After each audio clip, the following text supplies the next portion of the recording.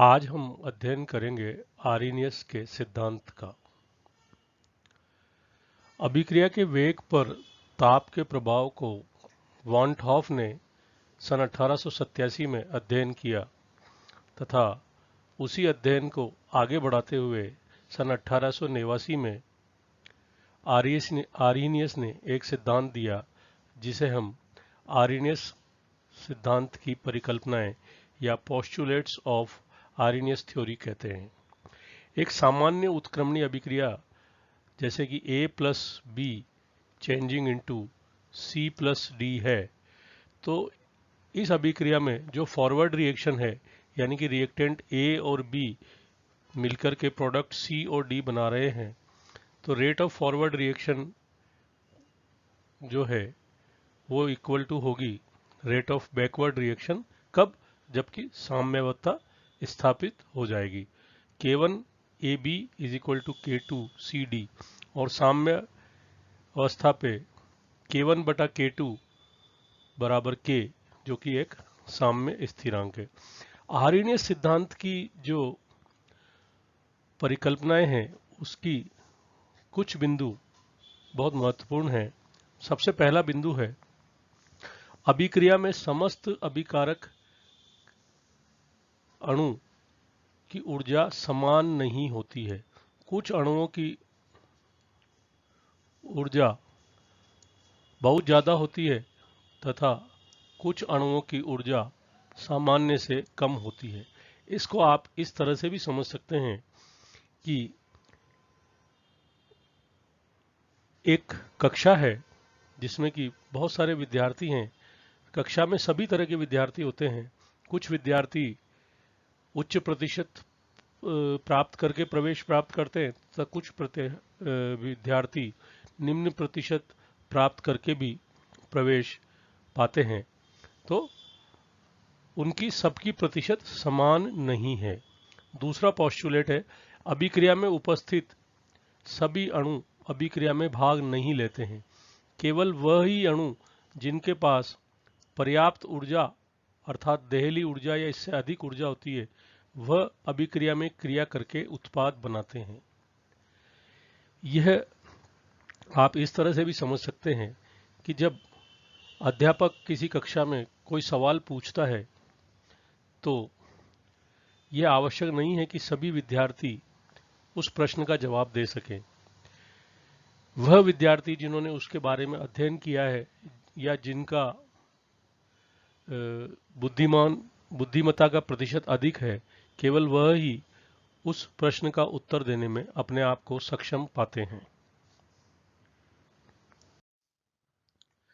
तीसरी बात है अभिक्रिया में भाग लेने वाले अणुओं को सक्रिय अणु कहते हैं।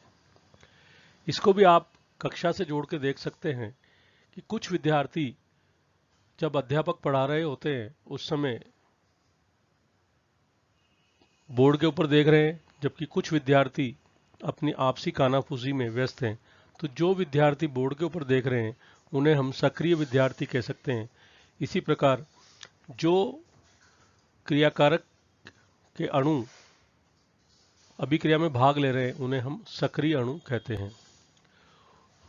चौथा जो वो है पोस्टुलेट, वो है ऊर्जा की वह न्यूनतम अतिरिक्त मात्रा जो अभिकारक अणु को अभिकृत करने के लिए आवश्यक होती है सक्रियण ऊर्जा कहलाती है। कुछ अणुओं की ऊर्जा कम है, कुछ अणुओं की ऊर्जा ज्यादा है। तो ऊर्जा की वह न्यूनतम मात्रा जो कि अभिकारक अणु को अभिकृत करने के लिए आवश्यक होती है, मीन्स एक डेफिनेट बैरियर को जो लोग क्रॉस करते हैं वो ही अध्यापक की बात को समझ रहे हैं, क्योंकि बाकी का तो ध्यान है ही नहीं। तो सक्रियण ऊर्जा को हम इस प्रकार से समझ सकते हैं। आगे बात आ रही है जो पांचवा पोस्टुलेट है अणु परस्पर टक्करों से ही सक्रियण ऊर्जा प्राप्त करते हैं। तो विद्यार्थी आपस में एक दूसरे से ही प्रेरित होंगे, इसको हम इस प्रकार से समझ सकते हैं। छठा, सक्रियण ऊर्जा का मान जितना कम होगा उतनी ही अधिक संख्या में सक्रिय अणु अभिक्रिया में भाग लेंगे तथा अभिक्रिया का वेग उतना ही अधिक होगा। इसको आप इस प्रकार से समझ सकते हैं कि सक्रियण ऊर्जा का मान जितना कम होगा, मीन्स अध्यापक द्वारा पूछा गया प्रश्न यदि सरल है तो अधिक विद्यार्थी उस स्थिति का सामना करते हुए उस प्रश्न का जवाब देंगे तथा जो है अध्यापक को उतना तेजी से ही जवाब प्राप्त होगा। अतः सक्रियण ऊर्जा का मान जितना कम होगा, मीन्स एनर्जी ऑफ एक्टिवेशन जितनी कम होगी, उतनी ही संख्या में सक्रिय अणु अभिक्रिया में भाग लेंगे तथा अभिक्रिया का वेग भी उतना ही ज्यादा होगा। सातवां पोस्टुलेट है, ताप बढ़ाने पर सक्रिय अणुओं की संख्या में वृद्धि होती है। तो जब ताप बढ़ाएंगे तो ताप से क्या होगा कि अणुओं की ऊर्जा, स्वयं की ऊर्जा बढ़ेगी। जब उनकी स्वयं की ऊर्जा बढ़ेगी तो वो सक्रिय अणुओं के रूप में परिवर्तित हो जाएंगे। अगला बिंदु है, अभिकारक के सक्रिय अणुओं तथा सामान्य अणुओं के मध्य एक साम्य स्थापित होता है। अध्यापक भी अपनी पूरी कक्षा को बांधे रखता है। कुछ विद्यार्थी होशियार हैं और कुछ विद्यार्थी जो है वह कम होशियार हैं, तो जो अच्छा अध्यापक है वो सभी में साम्य बना के रखता है। 9वां पॉइंट है, जब सक्रिय अणु परस्पर टकराते हैं तो सक्रियत कॉम्प्लेक्स बनता है जो कि हायर एनर्जी वाली स्पीशीज होती है तथा ये सक्रिय संकर ही जो है उत्पाद अणुओं में बदलता है। इसको हम इस प्रकार से भी समझ सकते हैं कि जब सक्रिय विद्यार्थी आपस में डिस्कशन करते हैं तो वह किसी भी प्रश्न के ज़्यादा अधिक स्पष्ट उत्तर यानी कि परिणाम के ऊपर पहुंचते हैं तथा हम इसको इसी प्रकार से ले सकते हैं कि जब सक्रिय अणु परस्पर टकराएंगे तो सक्रियत संकर जो है बनेगा जो कि हायर स्पीशीज का, हायर एनर्जी का होगा, और हायर एनर्जी का होगा तो वह उत्पाद में बदल जाएगा क्योंकि उच्च ऊर्जा की जो स्थिति होती है वो अस्थिर होती है। और अंतिम जो वो है पोस्टुलेट वो है, अभिक्रिया का वेग सक्रिय अणुओं की सांद्रता पर निर्भर करता है।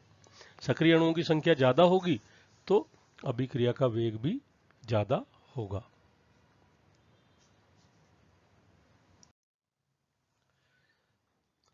आर्रीनियस की जो ये अवधारणा है कि सक्रिय अणु क्रिया करके सक्रिय संकर बनाते हैं तथा जो सक्रिय संकर है उसकी ऊर्जा तंत्र में उच्चतम होती है, अर्थात क्रियाकारक अणु जब तक उत्पाद में परिवर्तित नहीं होंगे जब तक कि वह इस ऊर्जा अवरोध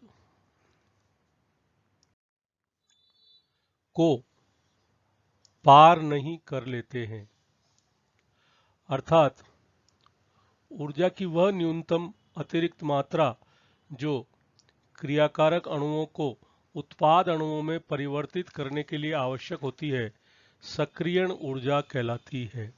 सक्रियण ऊर्जा अणु अपनी पारस्परिक टक्कर से ही प्राप्त करते हैं तथा जो सक्रियण ऊर्जा है उसकी विमाएं ऊर्जा की विमाएं ही होती है।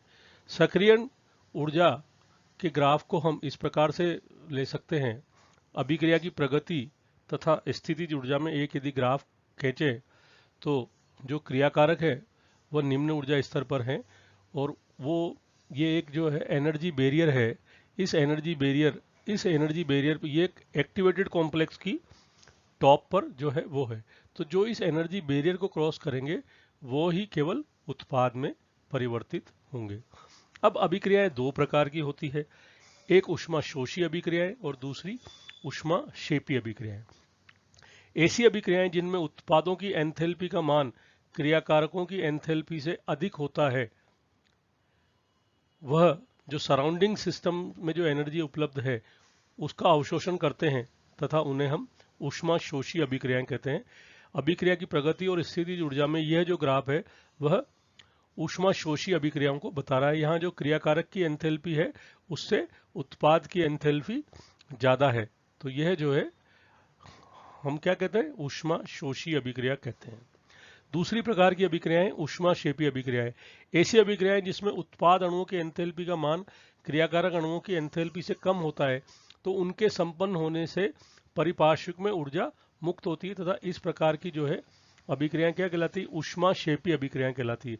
यहाँ ये क्रियाकारकों की एंथैल्पी इस लेवल पर थी और उत्पादों की लेवल ये है, तो इसमें जो है ऊष्मा मुक्त हुई है, अतः यह ऊष्माक्षेपी अभिक्रिया है।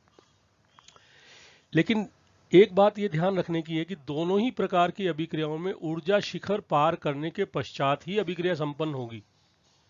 तो जब तक हम एनर्जी बैरियर को क्रॉस नहीं करेंगे, यानी कि सक्रिय ऊर्जा को प्राप्त नहीं करेंगे, तब तक अभिक्रिया संपन्न नहीं होगी। अभिक्रिया के वेग का मान सक्रिय ऊर्जा के बराबर या उससे अधिक ऊर्जा रखने वाले अणुओं की सांद्रता के समानुपाती ही होगा, क्योंकि जैसा कि हम जानते हैं कि केवल सक्रिय अणु ही तो जो है अभिक्रिया में भाग ले रहे हैं। ताप बढ़ाने पर इन सक्रिय अणुओं की संख्या में वृद्धि हो जाती है। इसको हम निम्न ग्राफ से समझ सकते हैं कि ये T1 जो है ये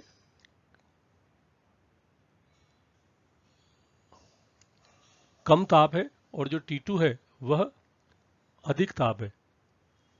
ये ताप इधर बढ़ रहा है और प्रति सेकंड टकराने वाले अणुओं की संख्या ये इधर बढ़ रही है। तो जो T2 का मान है वह ज्यादा है, तो सक्रिय जो मॉलिक्यूल्स जो हैं मॉलिक्यूल्स उनकी संख्या में भी यहाँ पर वृद्धि होती है, और जब सक्रिय अणुओं की संख्या में वृद्धि हो जाएगी तो अभिक्रिया का वेग भी बढ़ जाएगा।